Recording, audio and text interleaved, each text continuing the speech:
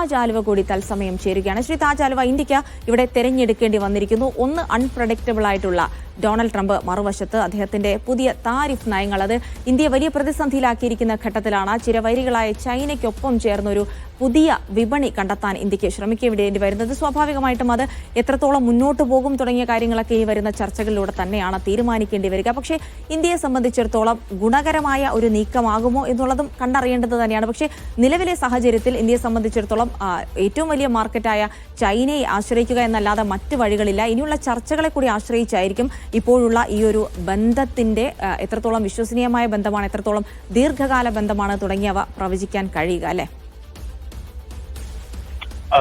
ചരിത്രപരമായി നമ്മൾ നോക്കിയാൽ ചൈനയുമായിട്ട് വളരെ ശക്തമായ ബന്ധങ്ങൾ ഉണ്ടാക്കാൻ പല ഘട്ടങ്ങളിൽ ഇന്ത്യ ശ്രമിച്ചു പോന്നിട്ടുണ്ട്. ജവഹർലാൽ നെഹ്റുവിന്റെ കാലഘട്ടം മുതൽ തന്നെ ഇന്ദിരാഗാന്ധിയുടെയും അതുപോലെ തന്നെ മറ്റ് പ്രധാനമന്ത്രിമാരുടെ ഒക്കെ കാലത്ത് ചൈനയെ വിശ്വാസത്തിലെടുക്കാനും അവരുമായിട്ട് നല്ല ബന്ധം നിലനിർത്താനും സ്ഥാപിക്കാനും ഒക്കെ ഇന്ത്യ മുൻകൈ എടുത്തിട്ടുണ്ട്. പക്ഷെ പലപ്പോഴും അതിന് ഘടകവിരുദ്ധമായിട്ടുള്ള നിലപാടുകളാണ് ചൈനയുടെ ഭാഗത്തുനിന്ന് ഉണ്ടായിട്ടുള്ളത്. ഉദാഹരണത്തിന് അതിർത്തി തർക്കത്തിന്റെ വിഷയത്തില് പലപ്പോഴും ഇന്ത്യയെ വിശ്വാസത്തിലെടുക്കാതെ ഒരു ഏകപക്ഷീയമായ തന്നെ നിലപാടുകൾ സ്വീകരിക്കുന്ന ഒരു നിലപാടാണ് ചൈനയുടെ ഭാഗത്തുനിന്ന് നമ്മൾ കണ്ടുപോകുന്നത്. പക്ഷെ ഇപ്പോഴത്തെ ഈ ഒരു സന്ദർശനം, പ്രധാനമന്ത്രി മോദിയുടെ ഈ സന്ദർശനവും അതുപോലെ തന്നെ അതുമായി ബന്ധപ്പെട്ട് ചൈനയുമായി നടക്കാൻ പോകുന്ന വ്യാപാര സംഭാഷണങ്ങളൊക്കെ നമ്മൾ കാണേണ്ടത്, എനിക്ക് തോന്നുന്നത് അതൊരു ആ അർത്ഥത്തിൽ ഒരു വളരെ ഫലപ്രദമായ, ഏതെങ്കിലും അർത്ഥത്തിൽ ഇന്ത്യക്ക് കാര്യമായ ഗുണമുണ്ടാക്കുന്ന ഒരു ചർച്ചകളിലേക്ക് ഇതൊക്കെ എത്തും എന്ന് ഞാൻ വ്യക്തിപരമായി വിചാരിക്കുന്നില്ല. അതിന് കാരണം എന്താണെന്ന് വെച്ചാല് ചൈനയുടെ ഒരു വ്യാപാര പോളിസി എന്ന് പറയുന്നത് എക്സ്പോർട്ടിൽ അധിഷ്ഠിതമാണ്. അതായത് അവരുടെ ഉൽപ്പന്നങ്ങൾ ധാരാളമായിട്ട് മറ്റ് വിപണികളിലേക്ക് കയറ്റുമതി ചെയ്യുക എന്നതാണ് അവരുടെ ഏറ്റവും പ്രധാനം.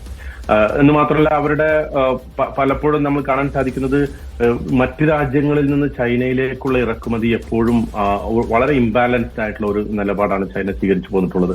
അപ്പൊ അതുകൊണ്ട് തന്നെ ഇപ്പോഴത്തെ ഈ ഒരു ചർച്ചയും ഈ ഒരു കൂടിക്കാഴ്ചയും ഒക്കെ ഒരു PR എക്സസൈസ് എന്നുള്ള നിലക്ക് മാത്രമേ നമ്മൾ കാണേണ്ടതുള്ളൂ എന്നാണ് എനിക്ക് തോന്നുന്നത്. കാരണം എന്താ വെച്ചാൽ അമേരിക്ക ഇന്ത്യയെ ഇത്രയും, കാരണം കഴിഞ്ഞ ഒരുപാട് ദശകങ്ങളായി ഇന്ത്യ വളർത്തിയെടുത്ത ഒരു ശക്തമായ ഒരു ബന്ധം അമേരിക്കയുടെ, അതായത് ഇന്ത്യയുടെ നേരത്തെ ഉണ്ടായിരുന്ന ചേരിചേരാ നയത്തിൽ നിന്ന്, ശീതയുദ്ധകാലത്തെ ചേരിചേരാ നയത്തിൽ നിന്ന് മാറി അമേരിക്കയോട് അടുക്കുന്ന 90കളുടെ തുടക്കം മുതൽ അമേരിക്കയോട് അടുക്കുന്ന ആ നിലപാടുകൾ വളരെ ശക്തമായി മറ്റ് ഇന്ത്യയുടെ മുൻ പ്രധാനമന്ത്രിമാരും അമേരിക്കൻ പ്രസിഡന്റുമാരും അതിന് വളരെ പ്രാധാന്യം നൽകിയിരുന്നു. പക്ഷെ ആ പ്രാധാന്യത്തെ, ആ ഒരു ബന്ധത്തിന് തീരെ വില കൽപ്പിക്കാത്ത തരത്തിൽ വളരെ പെട്ടെന്നുള്ള, പ്രത്യേകിച്ച് ട്രംപിന്റെ ആ പ്രവചനാതീതമായിട്ടുള്ള നിലപാടുകൾ എല്ലാറ്റിലും എന്ന പോലെ ഈ വിഷയത്തിലും നമ്മൾ തീർച്ചയായും കണ്ടു.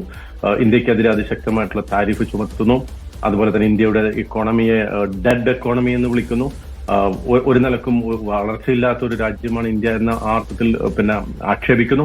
ഇങ്ങനെയൊക്കെ ചെയ്യുമ്പോൾ സ്വാഭാവികമായിട്ടും അതിനൊരു മറുവശം, പ്രത്യേകിച്ച് അമേരിക്ക ഇന്ത്യയുമായി കൂട്ടുകൂടുന്നതിന്റെ ഏറ്റവും പ്രധാനപ്പെട്ട ഒരു കാര്യം, ഒരു രഹസ്യം എന്ന് പറയുന്നത്, അല്ലെങ്കിൽ അതിന്റെ ഒരു കാരണം എന്ന് പറയുന്നത് ചൈനയുടെ വളർച്ചയെ തടുക്കുക എന്നുള്ളതാണ്. അപ്പോൾ ചൈനയെ കണ്ടെയ്ൻ ചെയ്യുക എന്ന പോളിസിയുടെ ഭാഗമായിട്ട് ഇന്ത്യയെ അടുപ്പിക്കുക എന്ന ഒരു നിലപാട് അമേരിക്കൻ പ്രസിഡന്റുമാർ മുമ്പ് തുടർന്നു പോകുന്നതിനെതിരെ ഇപ്പോഴത്തെ പ്രസിഡന്റ് ഇങ്ങനെ ഒരു നിലപാട് സ്വീകരിച്ചപ്പോൾ അതേ നയം അല്ലെങ്കിൽ അതേ നാണയം ഉപയോഗിച്ച് തിരിച്ചടിക്കുക എന്ന ഒരു നിലപാടിലേക്കാണ് ഇപ്പോൾ ഇന്ത്യ എത്തിച്ചേർന്നിട്ടുള്ളത് എന്ന് വേണം മനസ്സിലാക്കാൻ. അതായത് അതേ ചൈനയെ കൂട്ടുപിടിച്ചുകൊണ്ട് ആ ചൈനയുമായിട്ടുള്ള വ്യാപാര ചർച്ചകളും അവരുമായിട്ടുള്ള മറ്റ് സഹകരണം, ഒരിക്കലും നമുക്ക് അതിർത്തി തർക്കങ്ങളോ അല്ലെങ്കിൽ അത്തരം വിഷയങ്ങളോ ഇവിടെ ഈ ചർച്ചയിൽ കൊണ്ടുവരാനേ സാധിക്കില്ല. അത് ചൈന അനുവദിക്കില്ല. പക്ഷെ ഒരു പബ്ലിക്കിന് മുന്നിൽ അല്ലെങ്കിൽ ഒരു പൊതു പ്രതിച്ഛായ സൃഷ്ടിച്ചെടുക്കുക, ചൈനയുമായിട്ട് നമ്മൾ അടുക്കുന്നു. അമേരിക്കയെ സംബന്ധിച്ചിടത്തോളം അത് പ്രത്യേകിച്ച് ഈ ഒരു നമുക്ക് ഈ സമ്മേളനം ഇവിടെ തീർച്ചയായും ശ്രീ താജ് ആലുവ, താങ്കൾ പറഞ്ഞു വരുന്നത് സ്വാഭാവികമായിട്ടും മുൻപൊക്കെ ഇന്ത്യ അത്തരത്തിലുള്ള ശ്രമങ്ങൾ ചൈനയുമായി അടുക്കാനൊക്കെ നടത്തിയിരുന്നു, എങ്കിൽ പോലും അത് സാധിച്ചിരുന്നില്ല. നിലവിൽ ഇപ്പോഴുള്ള ശ്രമങ്ങൾ ഒരു PR സ്റ്റണ്ട് മാത്രമാണെന്ന് പറയുമ്പോൾ അതുവഴി അമേരിക്കയെ ഒരുപക്ഷെ മാറ്റി ചിന്തിപ്പിക്കാൻ ഉതകുന്ന നീക്കങ്ങൾ ഇന്ത്യ നടത്തുക എന്നുള്ളത് കൂടിയാണ് ഉദ്ദേശിക്കുന്നത്. സ്വാഭാവികമായിട്ടും അമേരിക്കയ്ക്ക് ഇവിടേക്ക് വരുമ്പോൾ ഈ ചൈനയ്ക്കൊപ്പം ഇന്ത്യ ചേരുന്നത് ഗുണകരമായ ഒരു നടപടിയാകില്ല. അതിന് തന്നെ ട്രംപ് ട്രംപ് വലിയ വിമർശനങ്ങൾ അമേരിക്കയിൽ ഏറ്റുവാങ്ങുകയും ചെയ്യുന്ന ഒരു സാഹചര്യത്തിൽ ഒരുപക്ഷെ ഇന്ത്യ ഇപ്പോൾ നടത്തുന്ന നീക്കങ്ങൾ ഒരു വലിയ ദീർഘകാല ബന്ധം ലക്ഷ്യമിട്ടുള്ളതല്ല എന്നതിനുപരി ഇപ്പോൾ അമേരിക്കയെ ഒന്നുകൂടെ റീതിങ്ക് ചെയ്യാനുള്ള ഒരു അവസരം ഒരുക്കുക എന്നതുകൂടിയായിരിക്കും ഈ ഒരു കൂടിക്കാഴ്ചയുടെയും ഈ ഒരു കൊണ്ടുപിടിച്ച ആഘോഷത്തിന്റെയും പ്രചാരണത്തിന്റെയും ഒക്കെ ലക്ഷ്യം എന്നുകൂടെ കരുതേണ്ടി വരും അല്ലെ? തീർച്ചയായിട്ടും. അതായത് ഈ ട്രംപിന്റെ ഈ നിലപാട് ഒരിക്കലും ലോങ് ലാസ്റ്റിംഗ് അല്ല, അതായത് നീണ്ടു നിൽക്കാൻ സാധ്യതയുള്ള ഒരു സംഗതിയല്ല. കാരണം അമേരിക്കയെ സംബന്ധിച്ചിടത്തോളം ഇന്ത്യയുമായിട്ടുള്ള ചങ്ങാത്തം അത് വളരെ അത്യാവശ്യമുള്ള ഒരു സംഗതിയാണ്. ചൈനയെ എതിർക്കുക അല്ലെങ്കിൽ ചൈനയുടെ എക്സ്പാൻഷനിസ്റ്റ് പോളിസിയെ എതിർക്കുക എന്ന അമേരിക്കയുടെ പ്രധാനപ്പെട്ട പ്രഖ്യാപിത നയത്തിന് ഇന്ത്യയുമായിട്ടുള്ള സഹകരണം വളരെ അത്യന്താപേക്ഷിതമാണ്. അതുകൊണ്ട് തന്നെയാണ് മുൻകാല അമേരിക്കൻ പ്രസിഡന്റുമാർ ആ ബന്ധത്തിന് ഇത്രയധികം പ്രാധാന്യം കൽപ്പിച്ചിരുന്നത്. അപ്പോൾ വളരെ പെട്ടെന്നുള്ള ഒരു നീക്കത്തിലാണ് ട്രംപ് ഇപ്പോൾ ഇന്ത്യക്കെതിരെ തിരിയുന്നത്. അതുകൊണ്ട് തന്നെ അത് ഒരു ദീർഘകാല അടിസ്ഥാനത്തിൽ നിലനിൽക്കുന്ന ഒരു സംഗതിയല്ല. ഇന്നല്ലെങ്കിൽ നാളെ ട്രംപിന് തന്നെ അത് പുനഃപരിശോധിക്കേണ്ടി വരും. ഇനി അല്ല ട്രംപ് അത് തുടരാൻ തീരുമാനിച്ചാൽ തന്നെ അദ്ദേഹത്തിന് ശേഷമുള്ള പ്രസിഡന്റുമാർക്ക് അത് പുനഃപരിശോധിക്കേണ്ടി വരും. അതുകൊണ്ട് തന്നെയാണ് ചൈനയുമായിട്ടുള്ള ഇന്ത്യയുടെ ബന്ധം ഒരിക്കലും ഈ പറഞ്ഞ ഏതെങ്കിലും വളരെ ദീർഘകാല ഒരു വിഷന്റെ അടിസ്ഥാനത്തിലുള്ള ഒരു ബന്ധമാണ് എന്ന് വിശ്വസിക്കാൻ നമുക്ക് പ്രയാസമായി വരുന്നത് അവിടെയാണ്.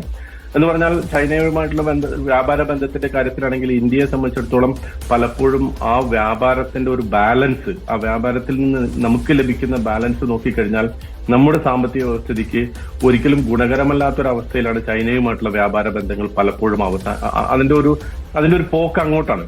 കാരണം ചൈനയുടെ പോളിസി തന്നെയാണ് അതിന്റെ ഏറ്റവും പ്രധാനപ്പെട്ട ഘടകം. കാരണം അവർ എക്സ്പോർട്ടിൽ ഊന്നിയിട്ടുള്ള ഒരു പോളിസിയാണ് ചൈനയുടേത്.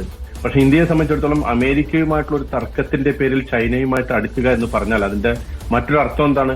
അമേരിക്കയിലേക്ക് നമ്മൾ ഇപ്പോൾ കയറ്റുമതി ചെയ്യുന്ന പല ഉൽപ്പന്നങ്ങളുടെയും ചെറിയൊരു ശതമാനമെങ്കിലും നമുക്ക് ചൈനയിലേക്ക് കയറ്റുമതി ചെയ്യാൻ സാധിക്കണം. പക്ഷെ അതിന് സാധിക്കാത്ത ഒരു സാഹചര്യമാണ് ഉണ്ടാവുക. അതുകൊണ്ട് തന്നെയാണ് ഞാൻ പറഞ്ഞത് ഈ ഒരു ബന്ധത്തിന് താൽക്കാലികമായ ഒരു അന്തരീക്ഷം, അതിന് പറ്റുന്ന ഒരു സ്വഭാവം മാത്രമേ ഉള്ളൂ എന്ന് പറയുന്നതിന്റെ അടിസ്ഥാനം അതാണ്. സ്വാഭാവികമായിട്ടും അമേരിക്കൻ ഭരണാധികാരികൾക്ക് അവരുടെ നയം പുനഃപരിശോധിക്കേണ്ടി വരും. ഇന്ത്യയുമായിട്ടുള്ള ചങ്ങാത്തം ഒരിക്കലും അവർക്ക് ഉപേക്ഷിക്കാൻ സാധിക്കാതെയും വരും. അത് സ്വാഭാവികമായ അതിന്റെ ഒരു പരിണതിയാണ് എന്ന് നമ്മൾ മനസ്സിലാക്കേണ്ടി വരും. ശരി, താങ്ക് യു ശ്രീ താജ് ആലുവ. താങ്കളുടെ പ്രസക്തമായ അഭിപ്രായങ്ങൾ കൂടിയാണ് അതിൽ വന്നത്. ഒരു പബ്ലിക് സ്റ്റണ്ട്, ഒരു PR സ്റ്റണ്ട് എന്നതിനപ്പുറത്തേക്കൊരു അമേരിക്ക അടക്കം മാറി ചിന്തിപ്പിക്കാൻ മാത്രമായിരിക്കും ഒരുപക്ഷെ ഇത്തരം ചർച്ചകൾ. ഒരു ദീർഘകാല പങ്കാളി എന്ന രീതിയിൽ ചൈനയും ഇന്ത്യയും തമ്മിലുള്ള പങ്കാളിത്തത്തിൽ ഇന്ത്യക്ക് എന്ത് ഗുണമാണ് ഉണ്ടാവുക തുടങ്ങിയ ചോദ്യങ്ങളൊക്കെ നിലനിൽക്കുന്നുണ്ട്. എന്തായാലും ആ കാര്യങ്ങളൊക്കെ കണ്ടു തന്നെ അറിയേണ്ടിയിരിക്കുകയാണ്. എന്തായാലും ചർച്ച പുരോഗമിക്കുമ്പോൾ ലോകം ഉറ്റുനോക്കിക്കൊണ്ടിരിക്കുകയാണ്. ഇപ്പോൾ പ്രധാനമന്ത്രിയുടേതായ ചില പ്രസ്താവനകൾ കൂടി വരുന്നുണ്ട്. അതിർത്തി വളരെ ശാന്തമാണ് എന്ന് പറയുന്നുണ്ട്. ഒപ്പം തന്നെ ഇന്ത്യ ചൈന വിമാന സർവീസ് തുടങ്ങാനുള്ള തീരുമാനം കൂടി എടുത്തിരിക്കുന്നു. സ്വാഭാവികമായിട്ടും അത്തരം ചില തീരുമാനങ്ങൾ കൂടി വരുമ്പോൾ ഒരു പഴയകാല ബന്ധത്തിലേക്ക്, അതായത് കോവിഡ് കാലത്ത് നിർത്തിവെച്ച വിമാന സർവീസുകൾ പുനരാരംഭിക്കാനുള്ള ഒരു തീരുമാനമൊക്കെ എടുക്കുകയാണ്. അപ്പോൾ സ്വാഭാവികമായിട്ടും ഇന്ത്യ എന്ത് ലക്ഷ്യമാണ് നേടാൻ ഉദ്ദേശിക്കുന്നത് തുടങ്ങിയ കാര്യങ്ങളിൽ ഒരു വ്യക്തത വേണം. ഇന്റർനാഷണൽ ഡെസ്കിൽ നിന്ന് BK സുഹൈൽ.